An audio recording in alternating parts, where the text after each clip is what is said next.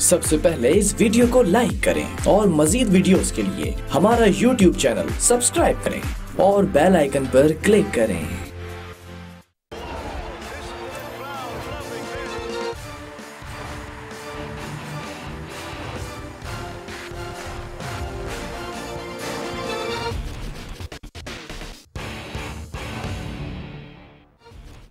अस्सलाम वालेकुम। प्रोग्राम है स्पोर्ट्स 21 और मैं हूं आपका मेज़बान मोहम्मद यासिर। प्रोग्राम में हमारी बात होती है जो कुछ खेलों के हवाले से, खेलों की खबरें आपके साथ शेयर करते हैं। पिछले कई प्रोग्राम्स से बात हो रही है क्रिकेट के हवाले से और इन तमाम प्रोग्राम्स में हमने कोशिश की कि जो पाकिस्तान की टीम का दौरा इंग्लैंड है उसके हवाले से गुफ्तगू करें। और इस वक्त क्रिकेट का अब आगाज़ हो चुका है। एक बड़े तवील इंतज़ार के बाद क्रिकेट के मैदानों में खेल की वापसी हुई, जो बड़ी खुशाइन बात है। क्रिकेट के जो शायकीन हैं बहुत देर से इंतज़ार कर रहे थे कि कोरोना वायरस की वजह से जो खेलों की सरगर्मियां हैं मुतासिर हुई, उनका दोबारा आगाज़ हुआ।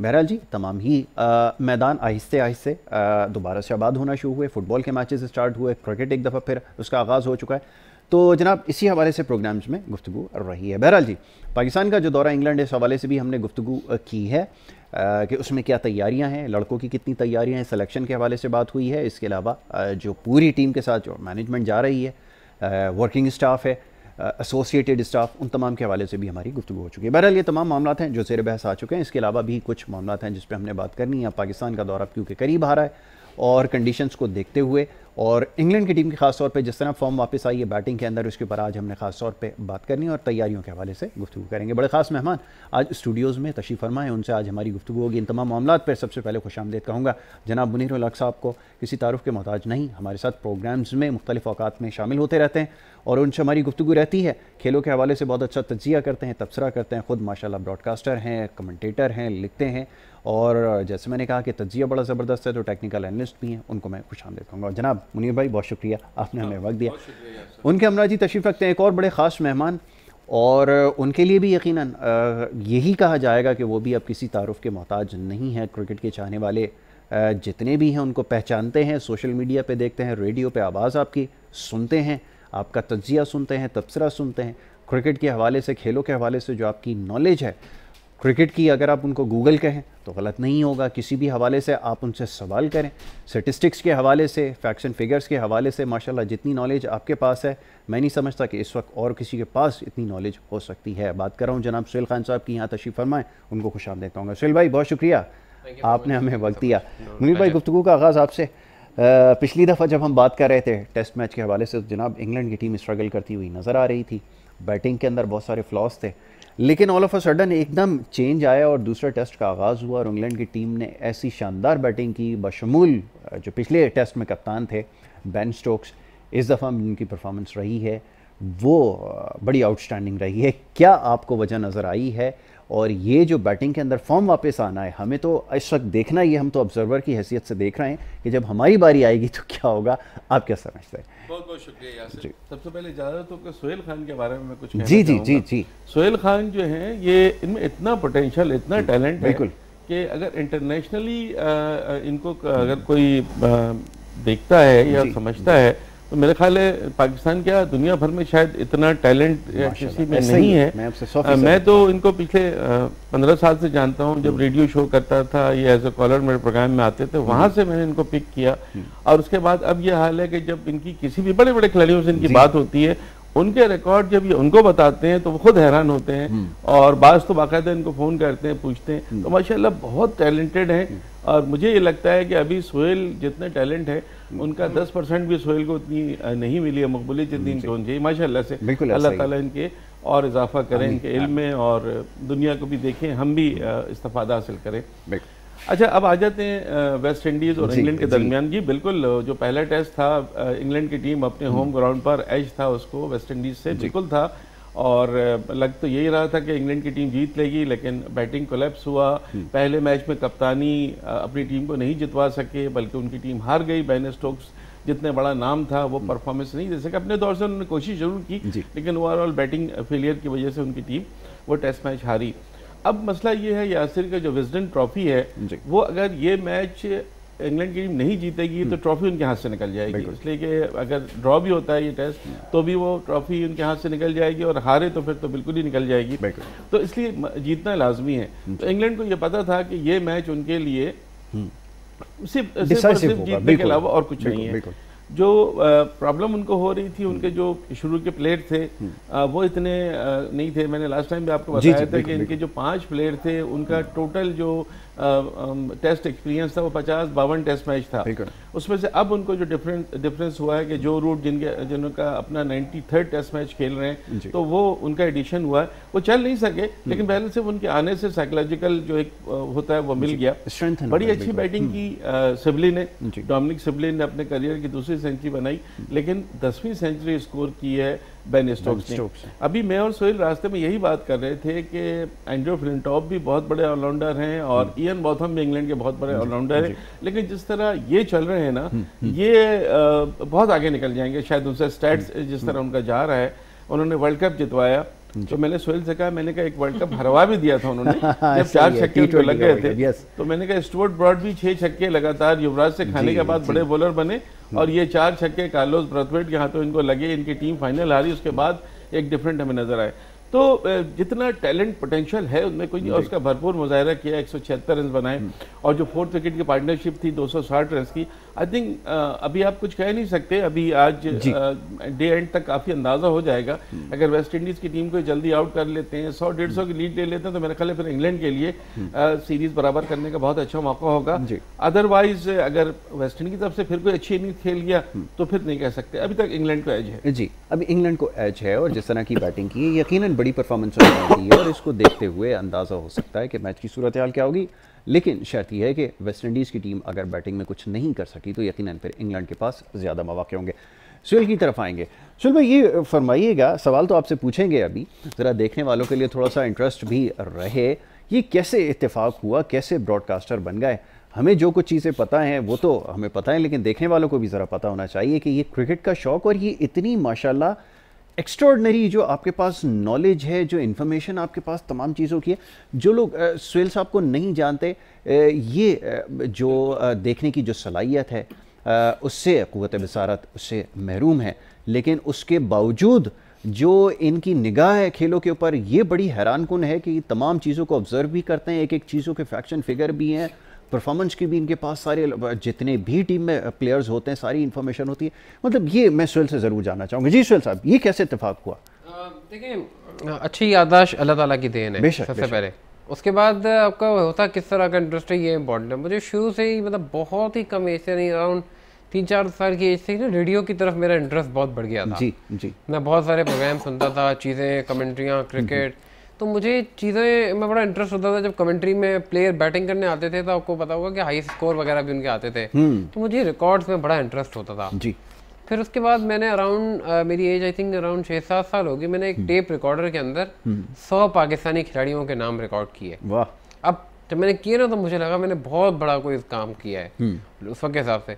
उसके बाद इंटरेस्ट बढ़ता रहा, फिर स्पोर्ट्स की तरफ प्रोग्राम सुनता था। फिर जैसा मुनीर भाई ने जिक्र किया कि मैंने कॉल्स करना शुरू की रेडियो के ऊपर, मैंने बहुत कम एज से ये काम शुरू किया। जब मैंने किया तो मुझे बहुत सपोर्ट मिली मुनीर भाई से, एफएम के मेरे और जितने साथ उस वक्त। सबसे ज़्यादा किसे शौक से सुनते थे रेडियो पे? मैंने हमारा रेडियो पाकिस्तान एफएम 101 चैनल है, उस पर मैंने सुना है, समझे कि उनके उसको इतना सुना है कि उस पर तमाम लोग मेरे बहुत फेवरेट थे। माशाल्लाह। फिर उसके बाद जो है मुझे आज भी याद है कि मुनीर भाई आए 19 जनवरी 2004 को। उससे पहले हमारे और मेरे सीनियर आसिम भाई, हमारे आसिम बशीर हैं, दानिश नईम अब्बासी हैं, मारिया नौरीन हैं, ये सारे हमारे बहुत सारे, और काशिफ हफीज़ हैं, और नाम अगर मैं लूँगा तो बहुत सारे हो जाएंगे, सारे लोग थे। उसके बाद फिर मैंने जब कॉल्स वगैरह करना शुरू की तो फिर मुझे बहुत सपोर्ट मिलती थी और बहुत लोग प्यार देते थे, इज्जत देते थे। फिर मुनीर भाई के साथ भी एक अच्छा ताल्लुक था। फिर मुनीर भाई ने मुझे अपने प्रोग्राम के लिए अपना एक सेगमेंट दिया था जी। मैं ऐसा कॉल था लेकिन वो सेगमेंट में करता था, वो सेगमेंट हिट होने लगा। फिर हिट होते होते जो है वो बात आ गई, मुझे अचानक से एक सरप्राइज था, मेरे वहमो गुमान में भी नहीं था कि मुझे कोई ब्रॉडकास्टिंग की ऑफर आएगी माशाल्लाह। और मुझे ब्रॉडकास्टिंग की ऑफर उसी जगह से मिली, यानी 101 जहाँ मैं कॉल्स करता था। क्या क्या फिर मैंने प्रोग्राम किए। उसके बाद प्रोग्राम करते करते सोशल मीडिया से फिर मुख्तलिफ टीवी चैनल्स का सफ़र जो है वो हम करते करते यहाँ तक आए हैं, और अगर अल्लाह ने चाहा तो और ज़्यादा इंशाल्लाह अल्लाह आपको और ज़्यादा तरक्की दे। सुहेल साहब, ये फरमाइए कि हम हमेशा, अब ये जैसा भी डिबेट जिसका भी आपने तस्करा किया आजकल हो रही है कि इंग्लैंड के लिए बड़ा ऑलराउंडर कौन था? इयन बोथम थे सर, या फिर बेन स्टोक्स बन चुके हैं? फतूहात अगर देखें जो इयन बोथम के हिस्से में जो फतूहात आई हैं, जिस तरह उन्होंने परफॉर्मेंसेस माजी में दी हैं, वो अपनी मिसाल आप। लेकिन इस वक्त जिस तरह बेन स्टोक्स के खिलाड़ी इमर्ज हुए हैं जो सिंगल हैंडेडली मैचेस जितवा रहे हैं और बड़े बड़े टूर्नामेंट्स इंग्लैंड के लिए जितवाए, यानी कि इंग्लैंड के लिए जो सबसे बड़ा प्रेस्टीज और प्राइड था वो क्रिकेट वर्ल्ड कप जीतना था, वो बेन स्टोक्स ने उनको जितवा कर दिया है। तो स्विल से ज़रा ये जानेंगे। स्विल, आप ज़रा फरमाइएगा कि स्टेटिस्टिक्स क्या बता रहे हैं कि इयन बोथम ज़्यादा अच्छे परफॉर्मर रहे या फिर बेन स्टोक्स ज़्यादा अच्छे खिलाड़ी इमर्ज हो रहे हैं? आपका क्या ख्याल है इसमें? अच्छा, इसमें हम एक तीसरा नाम भी जोड़ सकते हैं। अगर वो इंजर्ड ना होते तो वो मैं समझता हूँ बहुत बड़े, इन दोनों से बड़े ऑलराउंडर बन जाते हैं। एंड्रयू फ्लिंटॉफ, आप देखें उनका जब कैरियर एंड हुआ तो वो कहाँ थे? बिल्कुल बिल्कुल। तो मसला ये है कि अगर हम अभी स्टैट्स की बात है कि इयन बॉथम का तो कैरियर कंप्लीट हो चुका है, अभी उनके 5000 रन और इतनी सारी विकेटें, और ये अभी तक तो स्टैट्स हमें वो बता रहे हैं। बिल्कुल ठीक है। और इयन बॉथम के हवाले से अगर बात करें तो उन्होंने एशेज वगैरह जितवाई, लेकिन इयन बॉथम के होते हुए इंग्लैंड कभी वर्ल्ड कप नहीं जीता। वर्ल्ड कप के फाइनल 3 बार वो हार गए जी, ठीक है ना। और उनको कोई बड़ा इवेंट ऐसा नहीं है, एशेज तो जीती, लेकिन बेन स्टोक्स देखिए बहुत ही अनबिलीवेबल मैचेस की अगर हम बात करें तो वो इयन बॉथम से ज्यादा सक्सेसफुली जिता चुके हैं। ये बात तो एक सक्सेस रेट ज्यादा है, सक्सेस रेट को देखें और क्राइसिस और क्रूशियल सिचुएशंस को देखें। आप वर्ल्ड कप को देखें, आप हेडिंग्ले वाले टेस्ट मैच को देखें, आप साउथ अफ्रीका में टेस्ट मैचेस को देखें, आप और जगहों पे चीज़ों को देखें, तो वहाँ अब तक, लेकिन बात वही है कि हम अभी बेन स्टोक्स को ये कह दें क्योंकि अभी बेन स्टोक्स बहुत यंग है। बिल्कुल ठीक है। अभी उन्होंने कैरियर देखना है, अल्लाह ना करे कोई इंजरी हो जाए। फ्लिंटॉफ की भी तो इंजरी हुई ना जी, बिल्कुल। कितनी कम एज में हुई, 79 टेस्ट तो वो खेल गए। अगर फ्लिंटॉफ इंजर्ड ना होते तो मैं समझता हूँ फ्लिंटॉफ बहुत बड़े ऑलराउंडर, सबसे बड़े ऑलराउंडर वो बन जाते, लेकिन इंजरी थी।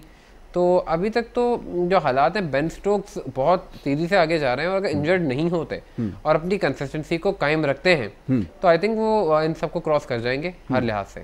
लेकिन अगर इंजर्ड होते हैं या अल्लाह ना करे कुछ ऐसी सिचुएशन आती है तो फिर जो है वो सिचुएशन जो है थोड़ी सी मुश्किल हो जाएगी इनके लिए। लेकिन होप्स अगर ना हो, ये वही वाली बात है कि जैसे न्यूजीलैंड के फास्ट बॉलर थे शेन बॉन्ड, बहुत बड़े बॉलर थे, उनसे बड़ा मैं समझता हूँ हमने 70s की क्रिकेट नहीं देखी, हमने 80s को भी उतना नहीं देखा, हम 90s से देख रहे हैं ना। मैं समझता हूँ अगर शेन बॉन्ड का कंप्लीट कैरियर होता तो इस वक्त वो डेल स्टेन वगैरह की टक्कर के बॉलर हो जाते, लेकिन नहीं हो सके क्योंकि इंजर्ड थे। तो ये वाले मामला आते हैं काफ़ी। बिल्कुल आपने ठीक कहा। न्यूजीलैंड के लिए बहुत सारे ऐसे बॉलर रहे, जेफ एलर्ट एक ज़माने में आए थे, बड़ी अच्छी बॉलिंग, बिल्कुल जेफ एलर्ट, बिल्कुल। और इस तरह लेफ्ट आर्म बड़े अच्छे अच्छे उनके पास बॉलर हैं इस वक्त जो है वो जिनको बोल्ट हैं, जिनको हम थंडर बोल्ट कहते हैं, बहुत ख़तरनाक बॉलर हैं, टीम सऊदी हैं। ये इंजरीज़ का बिल्कुल शैल ने कहा कि ये तो एक ऐसा एलिमेंट है जिसको नज़रअंदाज नहीं किया जा सकता, और इसकी वजह से बड़े बड़े खिलाड़ी इंग्लैंड के, बिल्कुल उन्होंने ठीक कहा कि फ्लिंटॉफ जो है कोई खिलाड़ी। अच्छा मुनीर भाई, एक चीज़ आप जिसकी निशानदेही कर गए, बड़ी हैरान कुन बात है, देखने वालों ने इसको बड़ा सराहा भी और आपकी ऑब्जर्वेशन को दाद भी देते हैं कि आपने कहा इंग्लैंड की जो टॉप ऑर्डर है मुझे उसमें वीकनेसेस नज़र आ रही हैं, वो एक्सपोज हो गई हैं। ये जो इनिंग हमने शिबली की देखी है, दो कि अच्छी इनिंग थी, लेकिन हमें याद कुछ उन्होंने दिला दी मिसबाह-उल हक की कि जिस तरह वो अपनी अज़हर अली सेंचुरीज मुकम्मल करते हैं डेड विकेट्स के ऊपर पूरा दिन ज़ाया करके या गेंदें बहुत ज़्यादा कंज्यूम करके। आप क्या कहेंगे, कैसी इनिंग आप इसको रेट करते हैं? देखिए यहाँ पर उनके डोमिनिक सिबली की इनिंग्स तो बहुत अच्छी थी, लेकिन बाकी और प्लेयर उनके नहीं चल सके। ओली पॉप को उन्होंने मौका दिया लेट ऑर्डर में, पहले मैच में वो नहीं चले, अभी पहले दूसरे टेस्ट की पहली इनिंग्स में वो नाकाम हो गए हैं। रॉरी बर्न्स भी नहीं चले, रॉरी बर्न्स भी नाकाम हो गए। तो ये जो कॉम्बिनेशन था ना, पहले तो पिछले टेस्ट में तो ये लग रहा था कि उनकी आधी टीम बिल्कुल यंग है, अभी एक जो रूट के आने से थोड़ा सा हौसला मिला है। बेन स्टोक्स की बात की तो बेन स्टोक्स भी आई थिंक 64 टेस्ट खेल चुके हैं ना, 65वां टेस्ट मैच अपना खेल रहे हैं, 10 सेंचुरियाँ कर चुके हैं, विकेटें भी बहुत सारी उनकी हैं, तीनों फॉर्मेट के शानदार प्लेयर हैं। इंजरी का देखिए आप किसी को नहीं कह सकते, इंजरी तो वेस्ट इंडीज़ के बॉलर हो या इंग्लैंड के बॉलर हो, इंजरी तो बहुत कुछ आपको वो कर देती है। तो इंजरीज हट के अगर इस वक्त हम करंट देखते हैं तो शायद इनसे बड़ा ऑलराउंडर कोई है नहीं। और जिस तरह सिंगल हैंडेडली आपने बात की ना, जिस तरह हमने एक एशिया सीरीज के एक टेस्ट में देखा, जिस तरह वर्ल्ड कप के फाइनल में देखा, मतलब कहीं थी नहीं पता इंग्लैंड की कहाँ से वो ले आए और टाई भी करा दिया और दोबारा टाई हो गया और वो फिर जीत भी गए। इससे पहले 3 फाइनल खेले थे, तीनों फाइनल इंग्लैंड की टीम हार गई थी। उनके लिए तो बहुत बड़ा ये वो था कि किस तरह वर्ल्ड कप जीते। वो बेन स्टोक्स ने जितवाया, हालांकि ऑयन मॉर्गन बहुत बड़े प्लेयर उनके, कप्तान उनके, लेकिन अल्लाह ताला को जो देनी थी वो बेन स्टोक्स को देनी थी। बहरहाल अभी की अगर हम बात करते हैं तो आज जो ये टेस्ट मैच हुआ है जिसमें 469 for 9 डिक्लेयर हुए हैं, आज डिक्लेयर की अपनी पहली इनिंग्स, तो उसमें तो नज़र आता है कि जो 4th विकेट की पार्टनरशिप थी उसी का सारा क्रेडिट है। और बाकी जॉस बटलर ने भी कुछ अच्छी इनिंग्स खेली है, लेकिन बटलर से और एक्सपेक्टेशन करनी चाहिए क्योंकि वो थोड़ा सीनियर हैं और उनसे थोड़ी सी ज़्यादा अच्छी इनिंग्स की हमें तवक्को है। लेकिन और जो प्लेयर हैं उनसे इंग्लैंड के पास अभी कोई ऐसे प्लेयर है नहीं कि आप उनको लेके आ सके। अभी इन्हीं में से निकलेंगे, जैसे सिबली निकल गए, हो सकता है कि कल रॉरी बर्न्स को अच्छी इनिंग्स खेल जाएं या ओली पॉप को जो दोबारा मौका दिया वो कुछ कर जाएं तो कर जाए, अदरवाइज तो इसी पे गुजारा करना। ठीक है, चलें इसके ऊपर अभी मजीद गुफ्तगू करते हैं। एक छोटी सी ब्रेक की तरफ जा रहे हैं, ब्रेक से वापस आएंगे और हमारा प्रोग्राम जारी रहेगा। आप देखते रहें स्पोर्ट्स 21।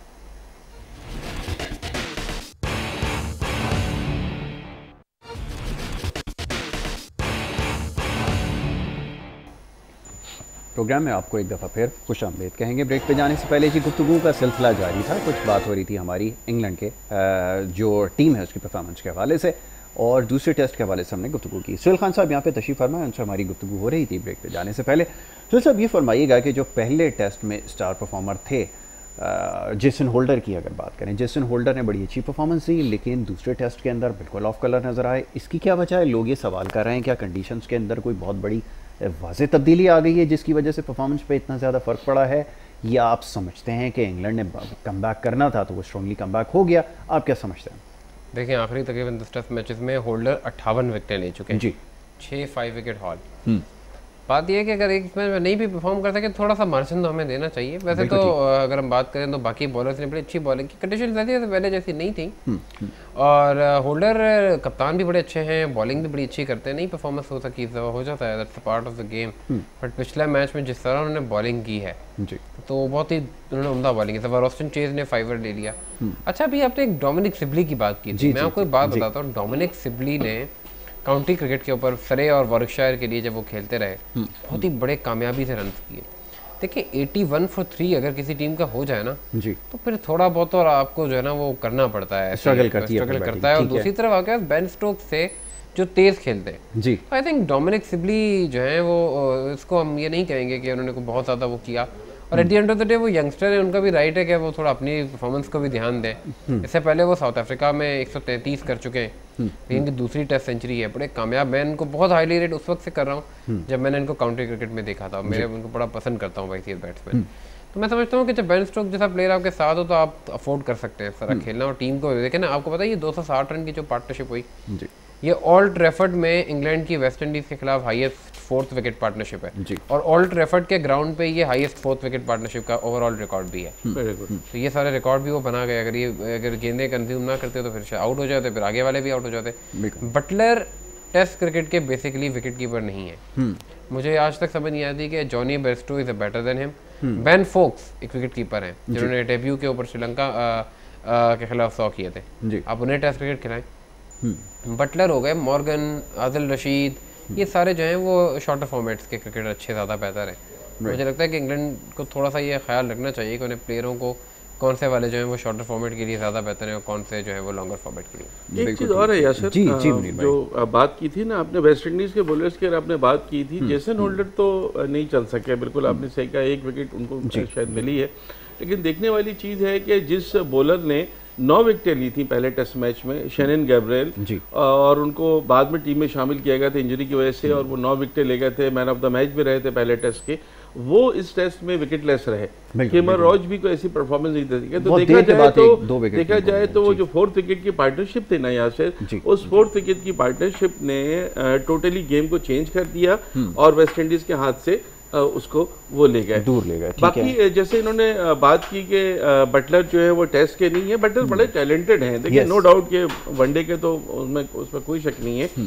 लेकिन इन्होंने एक काम और भी किया है कि ये डोमिनिक वेस्ट को इन्होंने ऑफ स्पिनर को तरजीह दी है और मोइन अली और जैक लीच को नहीं खिला रहे हैं। तो इनका मीडिया किस चीज़ को देख रहा है क्या नहीं है। देखिए अगर दूसरा टेस्ट में जीत जाते हैं इंग्लैंड वाले तो चीज़ें छुप जाएंगी, लेकिन गॉड फॉरबिड अगर ये टेस्ट ड्रॉ भी हो जाता है तो इंग्लैंड के लिए शिकस्त है, तो फिर उसके बाद ये चीज़ें थोड़ी सी सामने आएंगी। लेकिन इंग्लैंड की जो कामयाबी है वो वही 4th विकेट स्टैंड है। 2 प्लेयर हैं कि जो चले हैं, अगर उन्हीं चलते हैं तो फिर ये 469 के 269 भी उनके लिए मुश्किल हो जाए। ठीक है, सुहेल की तरफ आते हैं। सुहेल साहब ये ज़रा बताइएगा, ज़रा सुनने वालों को ये भी पता चले, क्योंकि हमारे पास तो विकेट कीपर बड़े ज़बरदस्त आए, राशिद लतीफ़ आए, मोइन खान आए, बारी आए, सलीम यूसुफ थे, बहुत सारे और दीगर विकेट कीपर्स हमारे पास थे। जावेद कदीर बड़ा अच्छा विकेट कीपर था और इस तरह बहुत सारे और डोमेस्टिक के अंदर अच्छे विकेट कीपर थे। इस वक्त हमारे पास बड़ी चॉइसेस हैं। ज़रा देखने वालों के लिए बताइए कि इंग्लैंड के लिए सबसे अच्छा विकेट कीपर कौन सा रहा, क्योंकि हम देखते हैं कि जैसा भी आपने बात की, हमने जैक रसल को देखा, एलेक्स स्टीवर्ट को देखा, इस तरह और दीगर विकेट कीपर थे। अभी जैसे बात हो रही थी बटलर, देन बेयरस्टो हैं, इस तरह हैं। ये इंग्लैंड के लिए सबसे अच्छा विकेट कीपर जो है वो कौन रहा आपके ख्याल में, ज़रा ये बताएं। देखिए मैं स्ट्रेटजिकली भी और वैसे भी बताऊं, मैं समझता हूं कि एलन नॉट से अच्छा विकेट कीपर इंग्लैंड का कोई नहीं आया। बिल्कुल 70s में वो आए और बड़े कामयाब विकेट कीपर थे। उसके बाद अगर हम मज़ीद बात करें, बॉब टेलर उनके बड़े अच्छे विकेट कीपर थे, काफ़ी अच्छी विकेट कीपिंग वो काफ़ी अर्से तक करते रहे। बाकी कुछ बीच में 2 कम टेस्ट मैच खेलने वाले, एलेक्स स्टीवर्ट गुड अच्छे विकेट कीपर थे बट वो ज़्यादा अच्छे बैट्समैन थे। अच्छा, एलेक्स स्टीवर्ट की एक बात मैं बताऊंगा, अगर वो जिस मैच में जैसे वो एज अ बैट्समैन भी आपको पता है वो बहुत खेले, कीपिंग जैक रसल जब किया करते थे तो एलेक्स स्टीवर्ट ज़्यादा अच्छी बैटिंग किया करते थे वो, लेकिन उन्होंने टेस्ट मैचेस खैर बहुत ज़्यादा खेले, 133 टेस्ट मैच खेले। उसके साथ साथ अगर मज़ीद हम बात करें तो मैथ प्रायर ने एक बड़ा अच्छा टेस्ट विकेट कीपर के तौर पर वक्त गुजारा। मज़ीद एक और विकेट कीपर थे जो ज़्यादा अच्छी लंबी क्रिकेट नहीं खेल पाए बट बहुत अच्छे, मुझे पर्सनली विकेट कीपर पसंद थे, वो थे क्रिस रीड। बड़े अच्छे wicket keeper batsman, wicket keeper तो खासतौर पे वो बहुत अच्छे थे। मैं आपको बताऊं कि उन्हें अपने टेस्ट डेब्यू पे उन्होंने 8 डिसमिसल्स की थी और बहुत अच्छे वो कीपर थे। लेकिन अगर वैसे बात करें तो मैं पर्सनली समझता हूँ कि एलन नॉट जो थे वो सबसे बेहतरीन विकेट कीपर, सबसे बेहतरीन विकेट कीपर। जैसे ग्रेटेस्ट की बात कर रहे हैं ना सोहेल, तो अगर हम बात करते हैं कि जी राशिद लतीफ़, मोइन खान और वसीम बारी, तो शायद वसीम बारी को विकेट कीपिंग के साथ थोड़ा सा तरजीह दी जाएगी। बैटिंग उनकी नीच थी, वो कभी कोई टेस्ट सेंचुरी नहीं बना सके, 85 भारत के खिलाफ उनका हाईएस्ट स्कोर रहा। लेकिन नो डाउट इमरान खान का ये कहना होता था कि मैं अगर कोई खिलाड़ी 50 रन करता है लेकिन 2 इंपॉर्टेंट कैच छोड़ देता है कोई विकेट कीपर, तो मैं उसे टीम में शामिल नहीं करूंगा। और ख़ास तौर से विकेट कीपर को एजाइल होना चाहिए, बिल्कुल रेडी होना चाहिए आखिरी आधे घंटे के खेल में, क्योंकि वो उस वक्त होता है जब प्लेयर से एज निकलता है और उससे अगर विकेट कीपर नहीं होगा तैयार तो उससे कैच ड्रॉप हो जाएगा।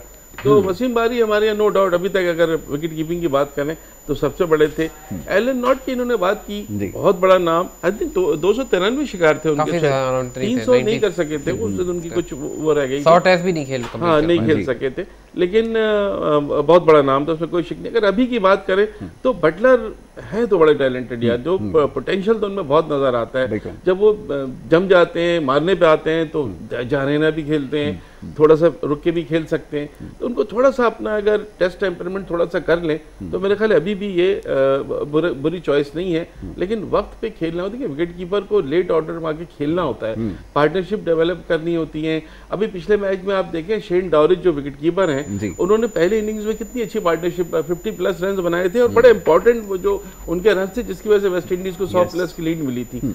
इस तरह की जरूरत होती है चीज़ों को खेलने की। समझते विकेट कीपर का रोल अब तब्दील हो चुका है, क्योंकि एडम गिलक्रिस्ट ने एक ऐसा ट्रेंड सेट किया कि वो टेस्ट के अंदर डाउन ऑर्डर पर आकर बड़ी इनिंग्स खेलते थे और वनडे के अंदर वो ओपन किया करते थे, तो एकदम से ट्रेंड चेंज हुआ। अब विकेट कीपर के लिए सबसे ज्यादा जरूरी है कि उसकी कीपिंग चाहे इतनी अच्छी ना हो, बैटिंग जरूरी है, बैटिंग जरूरी है। यही हमने देखा कामरान अकमल के साथ हुआ। इसके बारे में ये चीज अगर आपको याद हो तो ये चीज हमें नजर आई थी रोमेश खालू बेथराना में, उन्होंने ये चीज शुरू की थी सनत जयसूर्या के साथ और बिल्कुल डिफरेंट एक वो दिया था। उससे पहले जो है वो भारत के जो थे जिन्होंने इमरान खान के खिलाफ बड़ी अच्छी हिटिंग की थी, क्या नाम था उनका, इमरान खान के अगेंस्ट पाकिस्तान आए थे ना, जो बड़ा मशहूर है, श्रीकांत क्या नाम उनका, किरण मोरे आए थे ना, नहीं विकेट कीपर नहीं, मैं बैट्समैन की बात करूँ, ओपनिंग बैट्समैन बड़े जारहाना जो खेलते हैं, नाम याद आ जाएगा। तो यहाँ पर जो ट्रेंड सेटर है ना, ये ट्रेंड सेटर थे, लेकिन एडम गिलक्रिस्ट ने तो एक बिल्कुल डिफरेंट चीज दी थी ना। इसी वजह से आप देखें कभी भी अगर ऑल टाइम बनाई जाती है ना वनडे की टीम, तो उसमें 2 खिलाड़ी जरूर होते हैं, एक पाकिस्तान के वसीम अकरम और एक एडम के लिए जरूर होते हैं, क्योंकि पता है कि इतना अच्छा विकेट कीपर बैट्समैन नहीं मिलेगा वनडे का, और इतने अच्छे वनडे के जो है ना आखिरी ओवर्स में इतनी अच्छी गेंदें करने वसीम अकरम नहीं मिलेंगे। तो नो डाउट बिल्कुल ये सही है, ये वो है जो ट्रेंड सेटर हैं, एक नया ट्रेंड देते हैं, उसके बाद से चीजें अब चलती रहेंगी और ट्रेंड आते रहेंगे। आपने ठीक है, ट्रेंड आते रहेंगे। जी सुहेल साहब, कुछ बैटिंग की आपने बात की ना, तो हमने इसी वजह से तो उमर अकमल से 50 से ज्यादा वनडे हमने एज अ कीपर खिला दिए उनको, और as a keeper Umar Akmal खेलते रहे, था कि वो उमर अकमल खुद भी नहीं चाहते थे या नहीं चाहते थे, वो बात की बात है, बहुत बातें हुई। और उमर अकमल तो ये भी कहते हैं कि मेरी बैटिंग इसलिए खराब हुई कि मुझसे कीपिंग कराया करते थे। अच्छा, उनके ऊपर किसका दबाव था वैसे, ये भी आज बता दीजिए कि किसके दबाव के तहत उन्होंने। एक चीज सोहेल, आप एक चीज और है कामरान अकमल की, अगर आप लोग याद हो सोहेल, आपको भी याद होगा, आप भी प्रेस प्रेस बॉक्स में थे, मैं भी था जब PSL के पहले मैच में उन्होंने सेंचुरी स्कोर की थी। उस वक्त तो हम सब ये थे कि अब इनको टीम में आना चाहिए, इनको जरूर टीम में आना चाहिए। उसके बाद PSL के उन्होंने जितने मैचेस खेले तो ऐसी परफॉर्मेंस वो नहीं दे सके, तो पहले मैच के बाद की जो चीज़ें वो थोड़ा दबती चली गई। बात ये कि अब आपको उनको देखना है या आपको यंगस्टर्स को देखना है। रोहिल नज़ीर को भी आप लेके गए हैं ना, आप वहाँ पे सरफराज को भी लेके गए, अब रिजवान को भी लेके गए। 3 विकेट कीपर की चॉइस आपके पास इंग्लैंड में इस वक्त मौजूद है, तो आपको आगे मेरे ख्याल निकलना है। बेहतर यह है कि डोमेस्टिक ये रहने दिया जाए और इन तीनों पर कोशिश की जाए। जाहिर है सरफराज का भी बहुत वक्त है, रिजवान के लिए तो है ही है वक्त, और रोहिल नज़ीर तो बिल्कुल ही नहीं। सुहेल से ये बात पूछेंगे। सुहेल ये बताइएगा कि हमारे यहाँ कुछ बड़ी प्रीमेच्योर डिस्कशन है वो स्टार्ट हो जाती है साबिक कप्तान सरफराज अहमद के हवाले से। कुछ लोग ये कहते हैं कि शायद अब उनका जो है वो इतना टाइम नहीं रहा, तो सिलेक्शन कमेटी ये कंसिडर करेगी रोहिल नज़ीर को ज़्यादा मौका दिया जाए या रिजवान को मौका दिया जाए। क्या ये कंसिडरेशन में होना चाहिए इस वक्त, या आप क्या समझते हैं कि सरफराज के पास अभी क्रिकेट बाकी है या इतना पोटेंशियल है कि वो कमबैक कर सकते हैं? क्या आप समझते हैं? दो बातें कि सरफराज के पास क्रिकेट का टाइम बाकी है यहाँ, तो मतलब बिल्कुल आराम से भी बहुत क्रिकेट खेल सकते हैं, ठीक है, चीज़ें होती रहती हैं। और दूसरी जो बात आपने की ना कि पोटेंशियल, देखें ये पाकिस्तान है, यहाँ कब किसी का कुछ नहीं पता होता, कब का मैं कब कप्तान बन के आ जाए। आपको याद होगा राशिद लतीफ़ फ्रॉम नोवेयर 2 दफ़ा पाकिस्तान के कप्तान बन गए। जी। मोइन खान 2 दफ़ा कप्तान बन गए। या तो कप्तान बल्कि कोई दो राय नहीं है, मैं ये बात होने कह रहा हूँ, कोई दो राय नहीं कि पाकिस्तान का सरफराज एक बार दोबारा कप्तान बन के आ जाए, क्योंकि ये बात ध्यान में रखिएगा कि अजहर अली हो गए या बाबर आजम हो गए, कप्तान जरूर अल्लाह करे अच्छा परफॉर्म करें, नहीं कह रहा नहीं करें हम हारे, लेकिन खुदा ना खासा कुछ हुआ तो आपके पास फ्यूचर में कोई और है ही नहीं, आप दोबारा सरफराज के पास ही जाएंगे। यहाँ वसीम अकरम 4 दफा कप्तान बने, एक भी नहीं, 2 भी नहीं, कितनी दफा? 4 दफा। बिल्कुल। जो यहाँ तो पाकिस्तान है, यहाँ तो ऐसी चीजें होती रहती है। बिल्कुल ठीक है। देखिए मैं आपको बताऊं, आप बहुत अरसे से जो है ना टेस्ट में 3 खिलाड़ियों पर डिपेंड कर रहे हैं, अजहर अली, बाबर आजम, अशरफ शफी, ठीक है। बाकी आपके पास कोई इतना ऐसा बैट्समैन नहीं है जिसको आप ट्रस्ट कर सकें जिस पर। इसी तरह आप जाते नहीं है ना खिलाड़ियों की तरफ, जाते ही नहीं है। यासिर शाह का कोई रिप्लेसमेंट आपको पता ही नहीं है। अगर वनडे और T20 की बात करें, शादाब खान का कोई रिप्लेसमेंट आपको पता ही नहीं है। शादाब खान बीमार हुए तो यासिर शाह को भेज दिया। ये चीज़ें इनके समझने की हैं। देखिए इतनी ज़्यादा चीज़ें आ गई हैं, इतना सपोर्ट स्टाफ आ गया है। अब तखलाइन मुश्ताक अलग आ गए हैं, मुश्ताक अहमद हैं, वक़ार यूनुस हैं, यूनुस खान है, मुसबाउल हक है, सभी हैं, कौन नहीं है। बिल्कुल। तो अब सबको देखना चाहिए ना कि रिप्लेसमेंट कौन है। अब आपका रिप्लेसमेंट कोई है ही नहीं आपके पास। मैंने पिछले मैच में बात की, पिछले प्रोग्राम में बात की थी आपसे कि नोमान अली जो बेस्ट स्पिनर थे इस ट्रॉफी के 52 विकेटों के साथ, उनको दूर दूर तक कहीं कोई बेचारा उनकी तारीफ भी नहीं कर रहा है कोई। कम से कम उनको बुलाए, थोड़ा सा कहीं पे उनको थोड़ा सा तो मौका दे। ताबिश खान को तो आप इग्नोर कर देते हैं, एक दफा बुला के खाली बस चेक कर लिया और उसको बस वो बिल्कुल सारी फॉर्मेलिटी पूरी की। इस बेचारे को तो फॉर्मेलिटी पूरी करने के लिए भी नहीं बुलाया, तो पूरे सारे डोमेस्टिक खेल के फायदा क्या है। आपको यासिर शाह और शादाब खान का प्रॉपर रिप्लेसमेंट लाना होगा। काशिफ भट्टी जो है वो अभी खेले ही नहीं है, अभी तक वो पता ही नहीं चलता कि वो किस हद तक इनको काबू करते हैं, यानी इसी तरह इनका भी है। तो ये चीज़ों का ज़रा देखना होगा काफ़ी हद तक। बिल्कुल ठीक है। सुहेल साहब की तरफ आते हैं। सुहेल ज़रा फरमाइएगा, जैसे अभी हमारी गुफ्तगू हो रही थी इस हवाले से, आपने जिन चीज़ों का तस्करा किया और ख़ास तौर पे जैसे अभी उमर अकमल और कामरान अकमल के हवाले से बात हुई, विकेट कीपिंग के हवाले से बात हुई, अभी बताइए कि आपके पास ऑप्शंस क्या हैं बैटिंग में? बाबर आजम के ऊपर बहुत ज़्यादा रिलाई कर रहे हैं, उनके अलावा आप क्या समझते हैं कोई ऐसा बैट्समैन है इंग्लैंड के अंदर जो अपने आप को प्रूव कर सकेगा? क्या समझते हैं? देखिए अजहर अली बड़ा तजुर्बा रखते हैं और इंग्लैंड में कामयाब भी रहे हैं, असद शफीक भी कामयाब रहे हैं इंग्लैंड में, ये दोनों कामयाब रहे और मुझे लगता है परफॉर्म करेंगे। और अब एक और चीज़ पे एग्री करें, हम बड़ी तनकीद करते हैं अपनी जगह, लेकिन शान मसूद ने भी बेहतर किया है अपने आप को, उन्होंने परफॉर्म तो किया है कहीं ना कहीं, साउथ अफ्रीका में, ऑस्ट्रेलिया में, और आबिद अली बिल्कुल 3 टेस्ट मैचेस खेले, 2 वो 100 कर चुके। तो बैटिंग हमारी मैं ये नहीं कहूँगा कमज़ोर, अच्छी बैटिंग है। और बैकअप में जो प्लेयर थे, इमामुल हक परफॉर्म कर रहे हैं साइड मैचेस में, और इमामुल हक ने भी पाकिस्तान के लिए जो उनको मौके मिले उन्होंने परफॉर्मेंस तो की है, चाहे वो वनडे हो या टेस्ट में। चले साउथ अफ्रीका में खेले, चले ऑस्ट्रेलिया में एक टेस्ट में नहीं कर सके, वरना वो ठीक है। तो हमारा जो बैकअप भी है वो काफ़ी अच्छा है, बैटिंग में भी हैदर अली भी ऐसे यंगस्टर मौजूद हैं, तो ऑप्शंस भी अच्छे हैं। और ये सारे हमारी जो टीम है बेहतर है, बॉलिंग भी हमारी अच्छी है। मैं समझता हूँ कि इंग्लैंड में हमारी टीम अच्छा परफॉर्म करना चाहिए। लास्ट 2 दौरे आप देखें, पाकिस्तान ने 2-2 से एक सीरीज़ बराबर की, फिर 1-1 से बराबर की।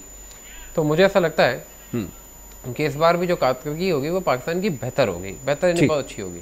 ठीक है। देखिए सुहेल जो कह रहे हैं ना बेहतर होगी, अल्लाह करे ऐसा ही हो, लेकिन जो यासिर असल जो मुकाबला है ना वो उनके फास्ट बॉलर्स और आपके बैट्समैनों के दरमियान है। देखिए अगर आपको जीतना है तो आपके बैट्समैनों को उनकी जो तजर्बेकार फास्ट बॉलिंग लाइनअप है उसको अच्छा खेलना होगा। अगर वही वाला हाल रहा है कि ऑफ स्टंप से बाहर गेंदें जा रही हैं, आप एज दे रहे हैं और 3-3 स्लिप लगी हुई है, गली लगी हुई है, आप कैच दे रहे हैं, जो हमेशा होता रहा है, तो उनकी स्विंग कंडीशन फायदा उठाते हैं तो वो नहीं चलेगा, उसको बहुत एहतियात करने की जरूरत है। ठीक है मुनीर भाई, thank you so very much, बहुत शुक्रिया आपने हमें वक्त दिया। सुहेल भाई आपका बहुत शुक्रिया कि आपने प्रोग्राम में हमें वक्त दिया, हमारे साथ शामिल गुफ्तगू रहे और उनसे बहुत सारी बातें हमें इंटरेस्टिंग सुनने को मिली हैं। यकीनन आप इससे महसूस होंगे और इसके अलावा इंशाल्लाह आपको ज़हमत देते रहेंगे और इस तरह प्रोग्राम्स आपके लिए जो है वो लाते रहेंगे। एक दफ़ा फिर अपने मौजूद मेहमानों का बहुत शुक्रगुजार हूँ। यहाँ पर आपसे इजाज़त लेनी होगी, लेकिन इंशाल्लाह अगले हफ्ते आपसे दोबारा इसी प्रोग्राम में मुलाकात होगी। अपना बहुत ख्याल रखिएगा। मोहम्मद यासिर को और हमारी टीम को दीजिए इजाज़त। हलाने के बाद।